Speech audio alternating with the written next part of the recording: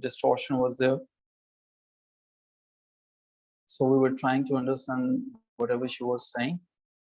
I'm sure that all the participants, they have noted that whenever you will go for your interview, please try to make it sure that your internet connection is reliable. Otherwise, we will not be able to comment or give you the actual feedback, because it may be considered a variable that is going to affect the reliability and validity of the interview. So, Ms. Howard, welcome back once again, and you were talking about the ode, and you were narrating the difference. You were talking about the ode by John Keats. Well, there's a very famous ode by John Keats. I'm sure that you have read that particular ode. Ode on a Grecian urn or ode to a Grecian urn? What is the correct title? Ode on a Grecian urn. Are you sure about that? Yes, sir. Okay. Ode on a Grecian urn and ode to Nightingale. Okay, all right. So, ode on a Grecian urn. John Keats wrote this poem somewhere in 1819. What was the reason behind writing this ode?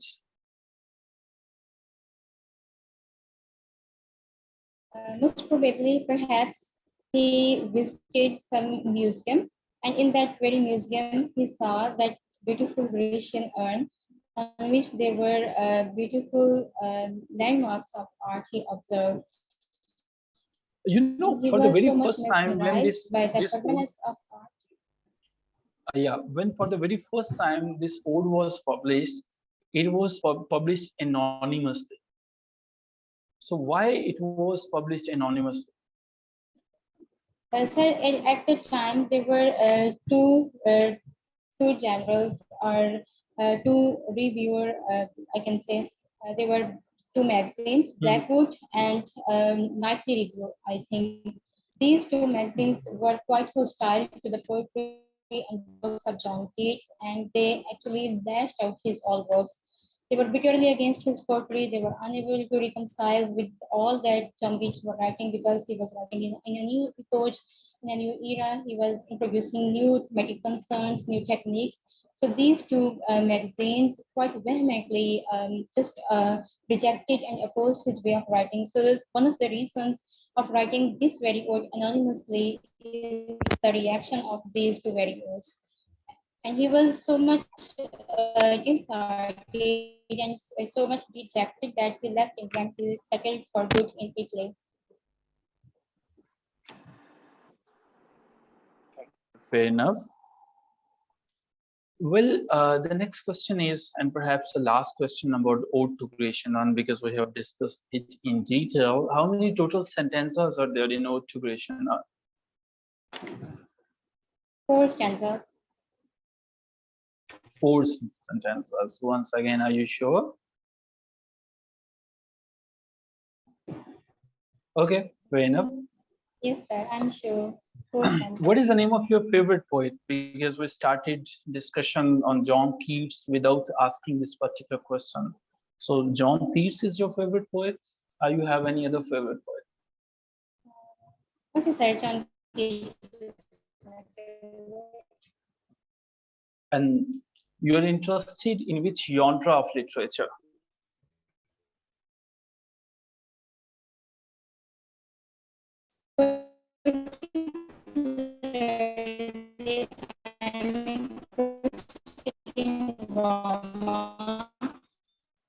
And specifically for models, Dr. Foster's attracts me the most. Okay, so Dr. Foster's and all the other writers. By the way, whenever we talk about the writer of Foster's, that is Christopher Marlowe. Christopher Marlowe was having a lot many blasphemous charges. What do you understand by this particular term? So does Foster believe in gods?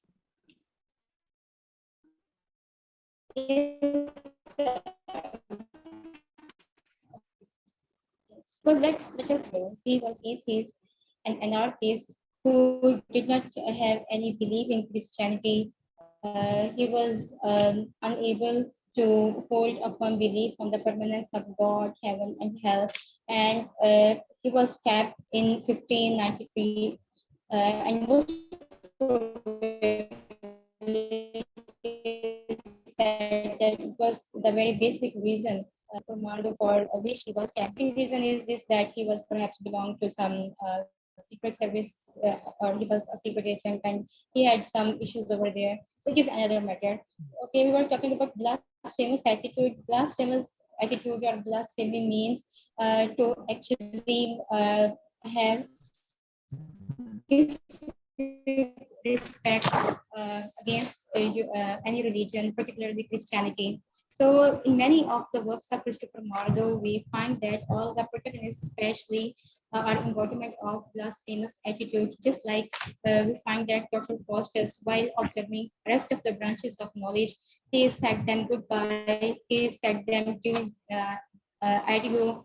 Specifically, he mentioned Thank you so much. Thank you so much, Ms. Sarwar. Thank you so much. Last two questions. All right, Mr. Wood. These metaphysics and necromantics books are heavenly. All right, thank you so much. Mr. Wood, last two questions. Pakistan is in Asia. So in which part of Asia? Is it in South Asia, North Asia, East Asia, or West Asia? I think Southeast Asia. Okay, Southeast Asia. And how many countries are there in total in Asia? How many total countries are in Asia? I'm not sure, sir. I can't make guess too. Okay. Okay. Thank you so much. That's all for today. Thank you, sir. Well, talking about your feedback, Sarwar, from the very beginning, पहले अच्छी चीजों को discuss कर लें या drawbacks को कर लें? मैं ख्याल है पहले अच्छी चीजों को डिस्कस करते हैं। सब पे हाँ, एक्चुअली सबसे बड़ा प्रॉब्लम ये रहा कि डिस्टॉर्शन वाज देयर, सो बहुत से आंसर्स ऐसे थे कि जिन पे हम डिटेल में जाना चाह रहे थे, लेकिन वो इसलिए नहीं जा पाए कि डेफिनेटली हमें उस पे रुकना पड़ेगा और आपसे जब हम बात कर रहे थे तब आप एक्सप्लेनेशन में डिटेल में चले जाते थे। सो एक तो इस इशू को सबसे पहले रिजॉल्व कीजिएगा। सेकेंडली कमिंग बैक, जो हम समझ पाए और जो हमने नोट किया वो ये है, आप जो डिटेल्स अब आप प्रोवाइड कर रहे हैं from the very beginning, the start was excellent, your introduction, you talking about all the details, that was very good. और आपने जब डिफरेंसेस की बात कर रहे थे फॉर्मेटिव के दरमियान और समेटिव के दरमियान, आप डिफरेंसेस नहीं बता रहे थे, आप दोनों के कैरेक्टरिस्टिक्स बता रहे थे, ठीक है? बिकॉज आपने मेंशन किया था कि आप टीचिंग कर रहे हो 2018 से ऑनवर्ड्स, लेकिन आपको डिफरेंसेस और कैरेक्टरिस्टिक्स दोनों को पहले आपने सिर्फ कैरेक्टरिस्टिक्स को बताया, फिर आपने मिक्सअप कर दिया, जो कि शायद आप अनकॉन्शियसली कर रहे थे।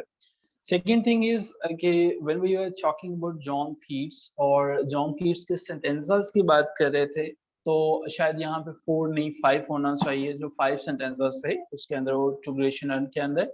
और बाकी डिटेल्स फेयर इनफ बहुत अच्छी थी, जॉन कीट्स को आपने किया। ओ टू ग्रेशन अर्न की कुछ लाइंस पे भी हम जाना चाह रहे थे, जो कि हमने फील किया कि हम डेफिनेटली आपको जो है वो पता होने चाहिए, बट आई एम श्योर हम उसे नहीं सुन पाए डिस्टॉर्शन की वजह से। अगर आपको नहीं पता थी तो इनको एक अच्छे से याद कर लीजिएगा। Second thing is that, sorry third thing is that, and the main thing is, आप कोशिश कीजिए कि whenever you are speaking, whenever you are providing the details, आप excessive details ना दीजिए। आप जब भी क्वेश्चन को सुने, when the speaker is saying, when the speaker is asking any question, तो आप क्वेश्चन को काफी डिटेल से समझने की कोशिश कीजिए। अमूमन होता कुछ यूं है कि क्वेश्चन का जो मेन पार्ट होता है, आपके पास डिटेल्स होती हैं, लेकिन जो लिसनर है आपका वो रेलिवेंट डिटेल्स चाह रहा होता है, तो आपने क्वेश्चन को चूंकि अब्रप्टली सुनने के बाद आंसर कर रहे होते हो, तो आप मेन आइडिया से हट जाते हैं, जिससे लिसनर को फील होता है कि इट्स नॉट माय क्वेश्चन, और ये बिल्कुल जो है वो ऑपोजिट जो है वो जवाब चल रहा है। आपको हर सवाल सुनने के बाद मिनिमम 1 से 2 सेकंड्स तक जो है वो टाइम लेना चाहिए कि आप उन क्वेश्चंस को समझें और अपने माइंड को 1 से 2 सेकंड तक उसमें प्रोसेस करने के लिए टाइम पाए। ठीक है, सो ये चीजें थी पहले। Overall it was a wonderful interaction. Your knowledge was up to the mark. You are having a lot many details about your favorite genre, about Keats, and I'm sure that you're about Ernest Hemingway. You have a lot many details. But whenever you're talking about these things, these writers, these poets, आपने कोशिश करनी है कि जो question है उसके ही relevant आप next time जब आपका इंटरव्यू होगा, जब आपकी टर्न होगी, सो ये सारी चीजें जो हैं वो तब आप जो हैं वो उन्हें इम्प्रूव कर लेंगे। ठीक है जी, ओके जी। So done with two sessions, so now we are going to proceed further. I'm going to assign you some of questions that were asked in previous sessions, in previous interviews. You guys are requested to note at your notebook, or you may take the screenshots, whatever is accessible and easy for you. आप इनको revise जरूर कीजिएगा. You need to give them enough time. You need to revise all the questions. So the first question about the age of the Chaucer is, there is a very famous quotation that every man is a child of his own age. So how do you feel Chaucer was a child of his own age? चौसर के ऊपर जो है, चौसर के case के अंदर जो है वो ये कैसे है, इसको एक्सप्लेन कीजिए. अगर आपने चौसर को अपना फेवरेट पोएट लिया हुआ है, राइटर लिया हुआ है, so this particular question is going to be a part of your interview. So इसको जो है वो आप देखेंगे, इसके मतलब डिटेल्स को आप ओपन करेंगे, बिकॉज अगर हम यहाँ पे डिस्कस करना शुरू हुए तो हम फिर क्वेश्चंस जो हैं वो सिर्फ एक ही क्वेश्चन डिस्कस कर सकेंगे, हम बाकी क्वेश्चंस को नहीं ले सकेंगे. ठीक है जी. सो आई एम श्योर कि आप इसकी डिटेल्स जो है वो देखेंगे. दूसरा क्वेश्चन जो है जो इस एज से पूछा जाता है, that is as a great writer, या about Shakespeare, a great writer like Shakespeare. Shakespeare जो है इसके साथ कंपेयर किया जाता है चौसर को, या चौसर जो हैं ये दोनों जो हैं, ये जनरली इनके बारे में ये कहा जाता है, एक फेमस बात ये है कि they are not the writers of an age but of all ages. तो इसको आप किस तरह से देखते हैं? क्या ये वाकईतन यूनिवर्सल अपील रखते हैं? अगर रखते हैं तो कैसे रखते हैं, अगर नहीं रखते तो कैसे नहीं रखते हैं? So you need to understand the very reason that why the interviewer is asking the question about Shakespeare, because Shakespeare has been translated in approximately all the living languages. So what is the very meaning of not of an age but of all ages? So you need to understand this particular statement. और आप इसको कोशिश करेंगे कि जब आप इसका answer करेंगे तो मैं आपको 2 नाम रिकमेंड करूंगा, आप इनके कमेंट इसके बारे में जरूर पढ़िएगा और मेंशन कीजिएगा अपने इंटरव्यू में. एक आपके पास W.H. हडसन है, इसमें इसने कहा था कि every man belongs to his race and age, no matter how marked his personality, the spirit of race. ऐसी बात ये है कि हर राइटर के अंदर जो है एक्सप्रेशंस पाए जाते हैं. आप ये लिख सकते हैं गूगल में W.H. Hudson's remarks about Shakespeare and Chaucer, तो आपको डिटेल्स मिल जाएगी. अच्छा जी, तीसरा क्वेश्चन जो है जो चौसर के हवाले से है कि चौसर की एज जो है वो एज ऑफ ट्रांजिशन है. तो ये किस तरह से एज ऑफ ट्रांजिशन है, कि क्या ट्रांजिट हो रहा था, क्या मिडिवल से किस तरह से चेंज हो रहा था? और जब आप इस क्वेश्चन को आंसर करोगे एज ऑफ ट्रांजिशन को, तो इसको आंसर करते हुए कोशिश करोगे कि आप मेंशन करोगे मिडिवलिज्म को, कि किस तरह से मिडिवलिज्म से मॉडर्न टाइम्स की तरफ आते हैं, किस तरह से डार्क एजेस से एनलाइटमेंट की तरफ आते हैं, किस तरह से मॉडर्निटी आती है, किस तरह से चीजें चेंज होती हैं, किस तरह से अनसाइंटिफिक से साइंटिफिक की तरफ आते हैं, किस तरह से सुपर सिचुएशंस जो होती हैं वो खत्म होती हैं, रिलीजियस माइंडेड किस तरह से ब्रेक होता है. ठीक है जी. सो ये आप जो है वो करेंगे. फोर्थ क्वेश्चन जो है हमारे पास होगा, that is about the 100-year wars. आपने इसको जरूर चौसर के रेफरेंस से प्रिपेयर करना है. और 100-year wars को जब आप पढ़ोगे, 100-year wars के अंदर एक कैरेक्टर को जरूर देख लीजिएगा जो आपके पास किंग एडवर्ड का कैरेक्टर है. Sir was Shakespeare also a translator? Well, इसके बारे में भी दो राय पाई जाती हैं। अब अगर तो आप उसको देखना चाहते हो क्रिस्टोफर मार्लो के पर्सपेक्टिव से, तो कुछ लोग कहते हैं कि जी वो ट्रांसलेटेड है, कि उसने ट्रांसलेट किया, ठीक है। और अगर आप उसके कामों की बात कर लो तो शेक्सपियर के काम जो हैं वो तो सभी लैंग्वेजेस के अंदर जो है वो ट्रांसलेट किए गए, ठीक है। लेकिन ट्रांसलेशन से मुराद आई डोंट फील सो कि उसने कुछ ट्रांसलेट किया हो। अगर वंस अगेन मैं यहाँ पे डेफिनेशन यहाँ पे लूंगा, अगर ट्रांसलेशन से मुराद आपकी वो ट्रांसलेशन का वर्ड है जो कि इसी ने शेक्सपियर ने अपने प्ले के अंदर जो है वो ए मिडसमर्स नाइट्स ड्रीम किया, जिसमें कन्वर्जन है, तो कहा जाता है कि इसने मार्लो के वर्क को ट्रांसलेट किया, अपने अपनी लैंग्वेज में यूज किया। अगर आप बात करते हो कि नहीं शेक्सपियर के वर्क को ट्रांसलेट कहाँ तक किया गया, तो इसने खुद जो है वो 1700 के करीब न्यू वर्ड्स एंड फ्रेजेस जो है वो दिए, ठीक है। सो शेक्सपियर जो है इसने खुद से कोई ट्रांसलेशन का काम किया हो वो मेरी नजर से नहीं गुजरा, और ना ही मैं ये समझता हूँ कि वो एक ट्रांसलेटर है। अलबत्ता ये क्वेश्चन डिबेटेबल है, इसको शायद हमें मजीद देखने की जरूरत है, लेकिन मेरा अभी तक यहाँ पे आंसर ये है कि शेक्सपियर एक ट्रांसलेटर नहीं है। अगर ट्रांसलेट से मुराद किसी और के वर्क को कॉपी करना है तो वो तो यूनिवर्सिटी विट्स ने भी इनके ऊपर ठीक ठाक इल्जाम लगाए हुए हैं, और इन्हें जो है वो आपको पता है कि आप शॉर्ट टू का जो है वो टाइटल दिया गया है। So these are the reasons. So I think I have answered your question, Mr. Awad. So 100 Year Wars को आप देखेंगे और इसमें किंग एडवर्ड के कैरेक्टर को आप जो हैं वो जरूर देखेंगे, ठीक है जी। ओके जी, मूविंग ऑन, यस, शिवलरी को। अच्छा, ये जो कैरेक्टर्स है ना, एक कैंटरबरी टेल्स है, आपने यकीनन जो है वो देखी होगी। कैंटरबरी टेल्स जो है वो, कैंटरबरी टेल्स के अंदर कुछ कैरेक्टर्स हैं, नाइट्स का कैरेक्टर है, इवन जो नाइट का कैरेक्टर है उसकी कुछ स्टोरीज, वो आपको पता है कि हर एक ने स्टोरी सुनानी होती है। उसके कैरेक्टर्स के अंदर आर्टसाइट है, पैलामन है, ये सब के सब लोग जो है वो शिवलरी से रिलेटेड है। तो उस एज के अंदर जो शिवलरी की अहमियत थी वो किस तरह से अहम है, और क्या हर एज जो होती है वो हर एज के अपने कुछ कैरेक्टरिस्टिक्स होते हैं, इसको देख लीजिएगा।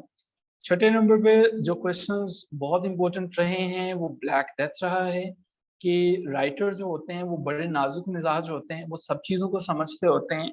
क्या वजह है कि चौसर जो है वो एक पोइट था, एक शायर था। कहा जाता है कि पोइट जो होते हैं ये वो सेंसिटिव होते हैं, और लेकिन इसने ब्लैक डेथ के ऊपर बात ही नहीं की रखी, ठीक है। तो क्या वजह है कि इसने ब्लैक डेथ को इग्नोर किया, ठीक है जी। और इसने इसके अलावा और कुछ इंपॉर्टेंट इसकी एज के अंदर जो है वो इंसिडेंट्स हुए, पीजेंट्स रिवॉल्ट हुआ, इसने उसके ऊपर भी बात नहीं की, ठीक है। तो लेबर अनरेस्ट हुआ, सो इन मूवमेंट्स को भी आप जो है वो देख लीजिएगा, ठीक है जी। और आखिर में इसी एज पे आठवां क्वेश्चन है कन्फेसियो अमेंटिस के ऊपर जो है वो, ठीक है। किसने लिखा था जी ये कन्फेसियो अमेंटिस जो है वो? आई एम श्योर कि आपको पता होगा, आप सभी ने जो है वो रिटन पास किया है अच्छे मार्क्स से, इंशाल्लाह definitely you will do so. किसने लिखा हुआ था? या गावर, जॉन गावर। अच्छा, कन्फेसियो मेंटिस जो है ना, इसके अंदर करप्शन के किस तरह से हाईलाइट किया हुआ है, इसको जरा देख लीजिएगा कि how he has highlighted the condition of the church इस एज में किस तरह से थी, उसको आप जो है वो जरूर देख लीजिएगा। So these are the important questions that are related to Chaucer's age. ये वो हैं कि जो कि एरियाज बार बार पूछे गए हैं। We are not going to stop here. Chaucer की ही एज के मुतालिक जो हैं कुछ क्वेश्चन जो हैं 8 से 10 करीब questions I will definitely share with you guys tomorrow इंशाल्लाह। So in case you have any ambiguity here, इनके आंसर्स को फाइंड आउट आप खुद करेंगे। हाँ, अगर फाइंड आउट करने में कोई प्रॉब्लम आती है, प्रिसाइज सा वॉइस नोट भेज दीजिएगा मुझे कि sir I am finding problem here, मुझे इसका ये आंसर नहीं मिल रहा है, तो इसका पॉसिबल आंसर क्या हो सकता है, बिकॉज इट्स नॉट पॉसिबल कि तमाम क्यूरीज को आंसर किया जा सके। सो जो रेलिवेंट और प्रिसाइज क्वेश्चन हो उसे जरूर शेयर कीजिएगा, and I will try my level best to answer you at at my earliest. So यहाँ पे हम स्टॉप करेंगे, और कल के जो है वो इंटरव्यू के लिए जो नाम है वो डेफिनेटली आपके साथ शेयर कर दिए जाएंगे बिफोर 11 PM। तो अगर जो है कोई उनमें से कोई इशू हुआ, कोई प्रॉब्लम हो जो जेन्युइन हो, इंतहाई जेन्युइन हो, तो वो इनबॉक्स में बता सकते हैं, लेकिन ये आपको वहां से फिर स्लॉट से उठाएगी और आपको एंड पे ले जाएगी, ठीक है, एंड पे ले जाएगी। तो रेंडमली आपको इसीलिए जो है वो लिया जा रहा है ताकि आप अपने आप को कम से कम वक्त के अंदर जो है वो प्रिपेयर कर सकें. So ji, wishing you good luck. That's all from my side. In case there's any question, you may type your question or you may ask your question by unmuting yourself. Otherwise, thank you so much. Khuda Hafiz.